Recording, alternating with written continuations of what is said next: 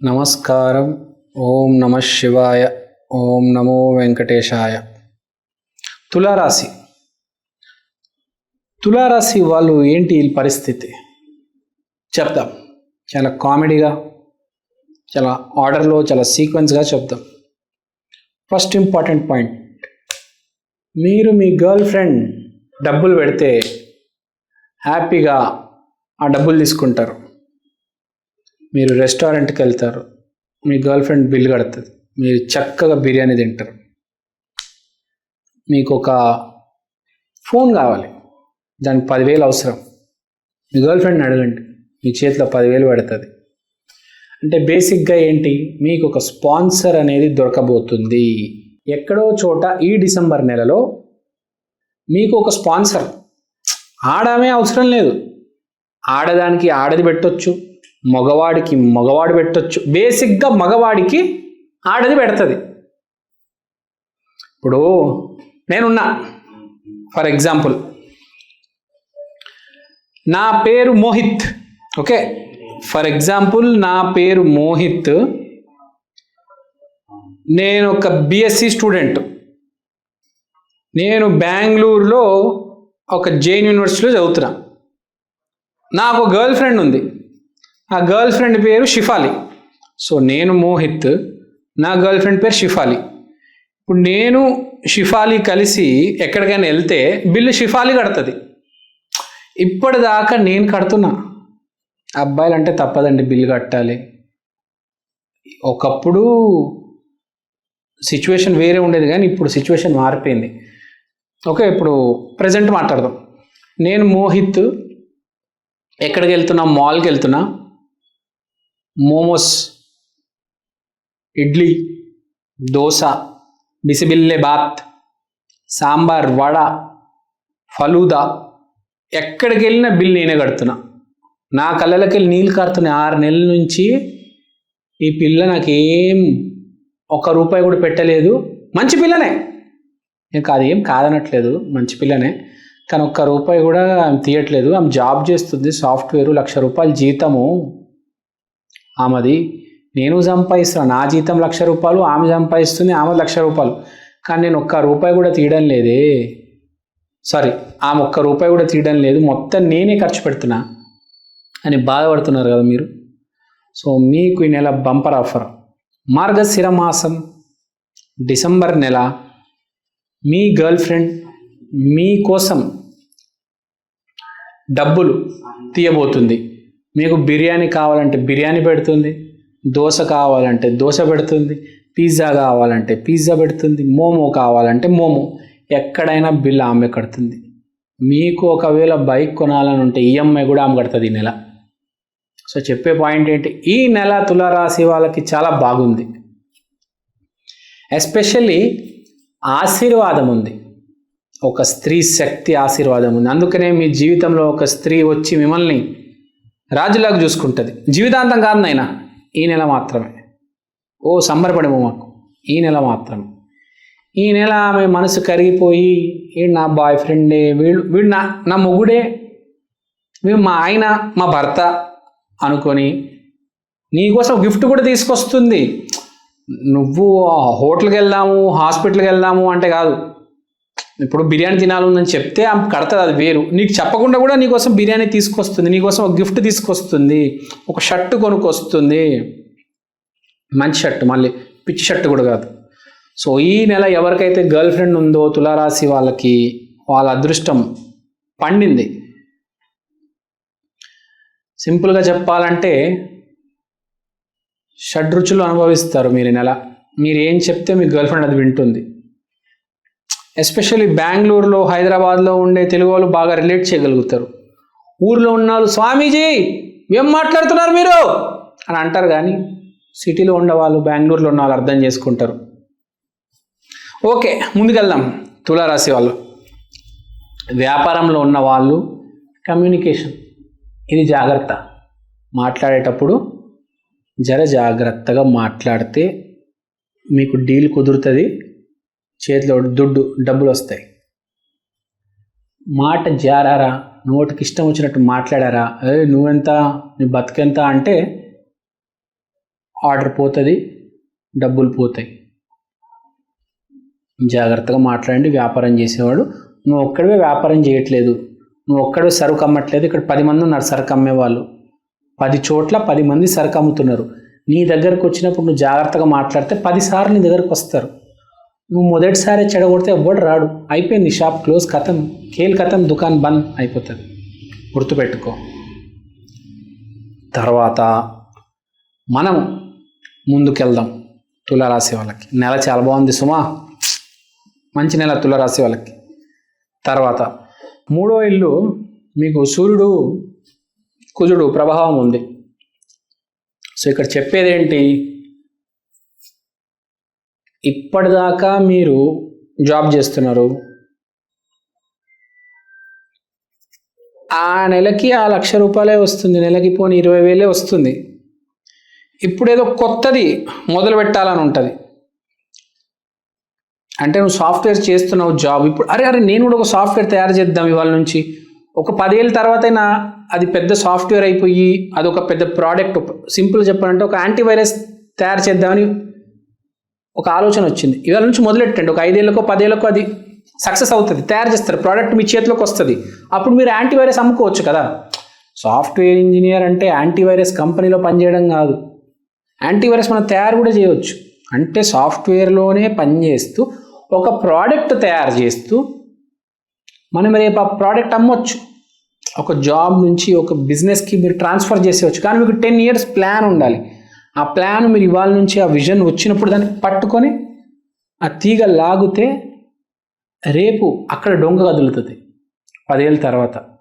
So ఇప్పుడే 10 years planning ఇప్పుడే వేసి పెట్టుకోండి.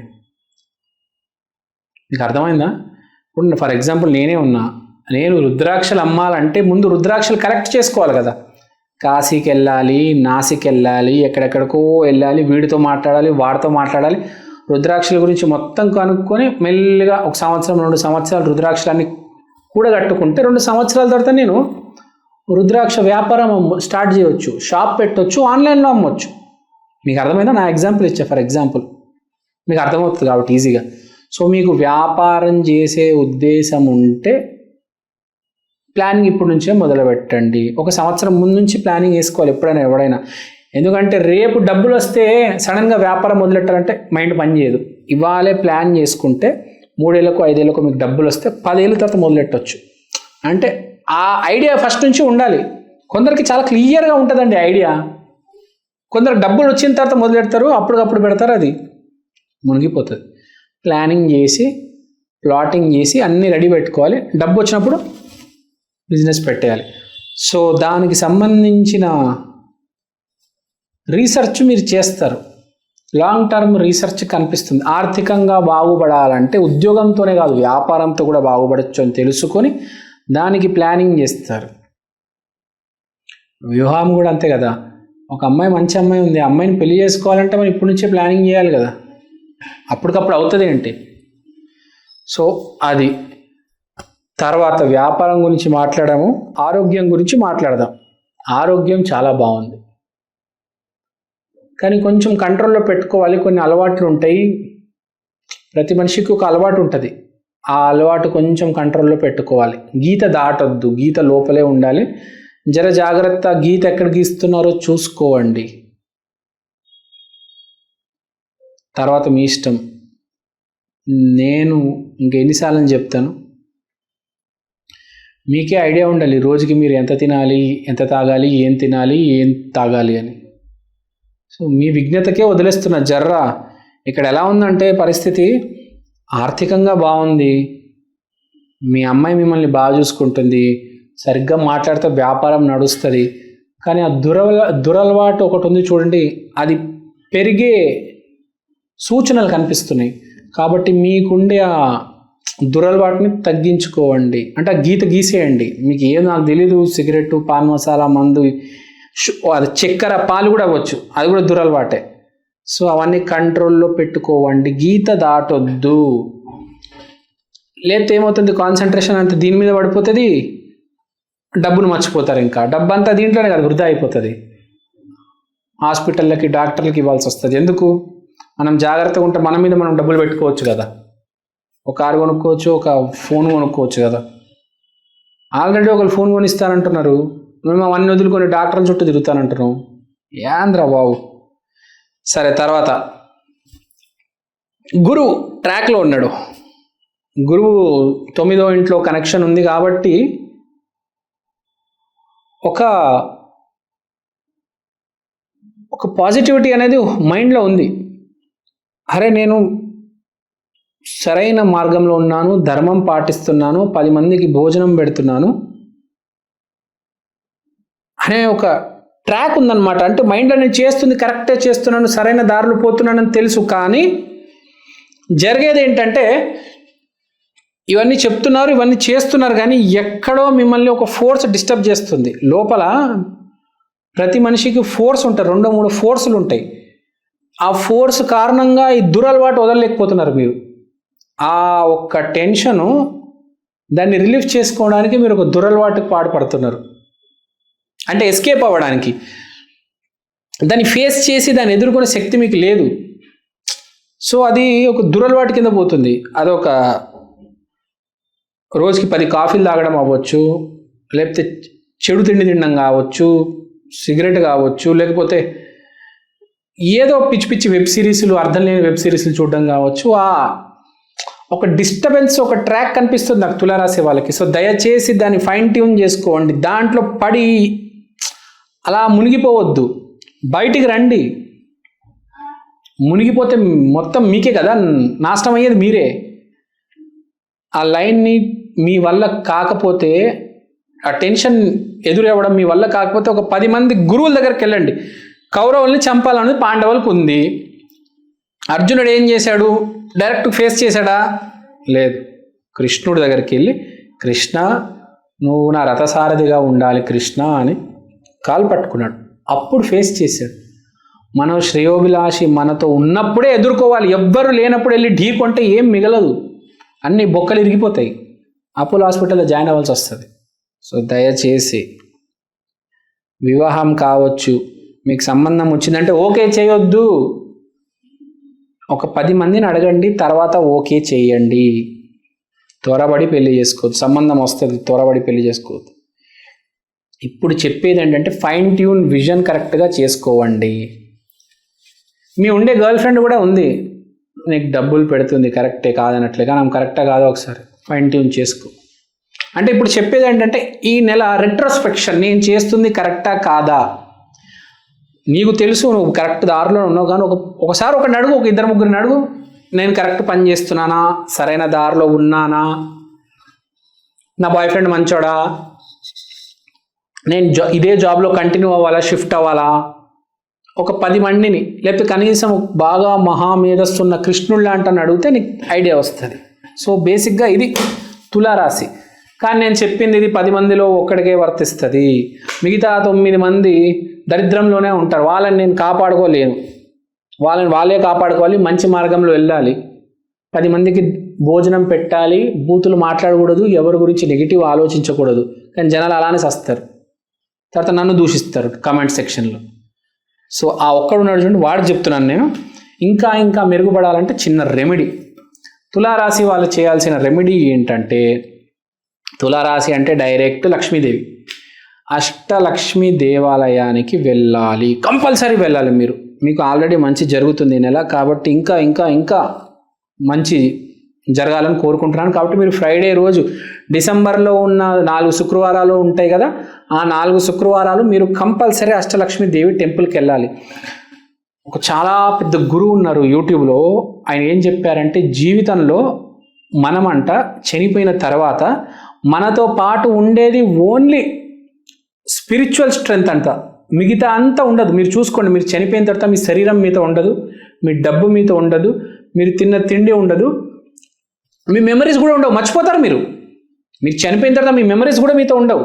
ఆ చనిపోయినంత వరకే మీ మెమరీస్, మీతో ఉండేది మీ స్పిరిచువల్ పవర్. కాబట్టి మీరు ఎన్నిసార్లు గుడికి వెళ్తే ఆ పవర్ మీలోకి వస్తుంది. ఎన్నిసార్లు నామజపం చేస్తే, ఎన్నిసార్లు 100,000 సార్లు నామజపం చేస్తే, పక్కనోడి గురించి మంచిగా ఆలోచిస్తే, 10 మందికి భోజనం పెడితే, ఆ స్పిరిచువల్ పవర్ అనేది ఒకటి మనతో ఉంటుంది, అదే క్యారీ అవుతూ ఉంటుంది. జన్మలు అదే క్యారీ అవుతుంది. గుర్తుపెట్టుకోండి. సో ఎప్పుడైనా మనం కంపల్సరీ గుడికి వెళ్ళాలి, 10 మంది గురించి మంచిగా ఆలోచించాలి. అదే మనతో ఉంటుంది, ఆ స్ట్రెంగ్త్, అదే శక్తి. వచ్చే జన్మల్లో, వచ్చే టైంలో కూడా, రాబోయే 10 సంవత్సరాలు కావచ్చు, రాబోయే 10 జన్మలు కావచ్చు, మీతో ఉండేది ఎప్పుడు ఆ స్పిరిచువల్ స్ట్రెంగ్తే. కాబట్టి ఎప్పుడు గుడికి కంపల్సరీ వెళ్ళాలి. గుడికి వెళ్ళకపోయినా కనీసం ఆ దేవుడు ఫోటో అయినా చూడాలి. అంటే ఆ దేవుడు గుడికి వెళ్ళడము, ఆ దేవుడు ఫోటో చూడడం ఏంటి అంటే 10 మంది బాగుండాలి అని, 10 మంది గురించి ఎప్పుడు పాజిటివ్గా ఆలోచించాలి, అంతే కదా. కనీసం ఒక 5 మెంబర్స్ అయినా, అరే ఎప్పుడైనా ఆలోచన వస్తే, అరే 5 మందికి భోజనం పెట్టాలి, అరే ఇవాళ మా ఫ్రెండ్ని కలవలేదే, వాడికి నేను ఎప్పుడు బిర్యానీ పెడతాను, ఇవాళ పెట్టలేకపోయానే, పక్కనోడి గురించి, వాడికి ఏదో ఒకటి పెట్టాలి, పక్కనోడికి, మెయిన్గా కష్టంలో ఉన్నవాడికి పెట్టాలి. ఎప్పుడు మన గురించి ఆలోచించకూడదు. మనం ఏం చేస్తామంటే, అరే స్టార్బక్స్లో కాఫీ తాగాలి, కొత్త కాఫీ వచ్చిందంటే బయలుదేరుతారు దానికి. అనాథాశ్రమానికి వెళ్ళరు, అక్కడికి వెళ్ళి సేవ చేయరు, అక్కడికి వెళ్ళి ఎప్పుడో ఒకసారి వెళ్తారు. కానీ స్టార్బక్స్ మాత్రం ప్రతి సండే వెళ్తారు, కేఎఫ్సీకి ప్రతి సండే వెళ్తారు, మెక్డీకి ప్రతి సండే వెళ్తారు, భార్యతో షాపింగ్కి వెళ్తారు, కిట్టి పార్టీలకి వెళ్తారు. మంచి పని కూడా చేయాలి, ఎందుకంటే ఎప్పుడు మనతో ఉండిపోయేది అదే. మంచి పని చేయండి, కరెక్ట్ ట్రాక్లో ఉండండి. తులారాశి వాళ్ళు అందరూ బాగుండాలని కోరుకుంటున్నాను. సో మన ప్రేక్షకులందరి కోసం నేను ఒక చిన్న ప్రోడక్ట్ తీసుకొచ్చాను, ఒకసారి మీ అందరికీ చూపిద్దాం అనుకుంటున్నాను. ఈ ప్రోడక్ట్ పేరు ఈక్షన్, అంటే ఈ క్షణం. ఇది ఒక డిజిటల్ వాల్ క్లాక్. మీకు ఫస్ట్ నేను చూపిస్తాను. ఇదే అండి ఈక్షన్. ఈ డిజిటల్ వాల్ క్లాక్లో మీరు దేవుడి పటం చూడొచ్చు. సోమవారం రోజు శివయ్య, మంగళవారం రోజు ఆంజనేయ స్వామి, బుధవారం రోజు వినాయకుడు, గురువారం రోజు దత్తాత్రేయ, శుక్రవారం రోజు లక్ష్మీదేవి, శనివారం రోజు వెంకటేశ్వర స్వామి, ఆదివారం రోజు రవిదేవత. దీంట్లో మీరు దేవుడి పటాలు కాకుండా సమయం కూడా చూసుకోవచ్చు. అలానే తిథి, వారం, నక్షత్రం, అమృత ఘడియలు, యమగండం, రాహుకాలం, ఇలాంటివన్నీ కూడా చూడొచ్చు. ప్రతిరోజు మీకు దేవుడి పటం అనేది మారడం జరుగుతుంది. అలానే టైం కూడా ప్రతి సెకండ్ చేంజ్ అవుతూ ఉంటుంది. తిథి, వారం, నక్షత్రం ప్రతిదీ చాలా డీటెయిల్గా ఉంటుంది. ఈ ప్రోడక్ట్ మీకు చాలా రీజనబుల్ ప్రైస్కి అవైలబుల్ ఉంది. మీకు ఈ ప్రోడక్ట్ కొనాలని ఇంట్రెస్ట్ ఉంటే కింద నా నంబర్కి వాట్సాప్ చేయండి. ఈ ప్రోడక్ట్ మీరు అమెజాన్లో కూడా కొనవచ్చు. ఈ ప్రోడక్ట్ ఆల్రెడీ చాలా సేల్స్ ఉన్నాయండి అమెజాన్లో. మీరు కనుక వెళ్ళి ఈక్షన్, EKSHAN అని టైప్ చేస్తే వాల్ క్లాక్ మీకు ఇది కనిపిస్తుంది. ఇది వేరే రకరకాల డిజిటల్ ప్లాట్ఫామ్స్లో కూడా మీకు ఆల్రెడీ అవైలబుల్ ఉంది. ఇది చాలా సేల్స్ ఉంది. చాలామంది ఆంధ్ర, తెలంగాణలో దీన్ని ఆర్డర్ చేసుకున్నారు. మీరు కూడా ఆర్డర్ చేసుకోండి. దేవుడు పటం కన్నా మించింది ఏదీ లేదండి. అది కూడా డిజిటల్, మీకు చేంజ్ అవుతుంది ప్రతిరోజు.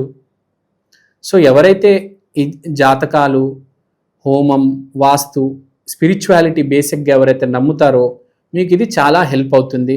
మీకు ఇది ఒక మినీ పంచాంగం, ఒక డిజిటల్ పంచాంగం లాగా మీరు దీన్ని యూజ్ చేయొచ్చు. సో మీరు ఇంట్రెస్ట్ ఉంటే దయచేసి నా వాట్సాప్ నంబర్కి కాంటాక్ట్ చేయండి. థ్యాంక్ యూ అండి. Thank you so much. స్వస్తి.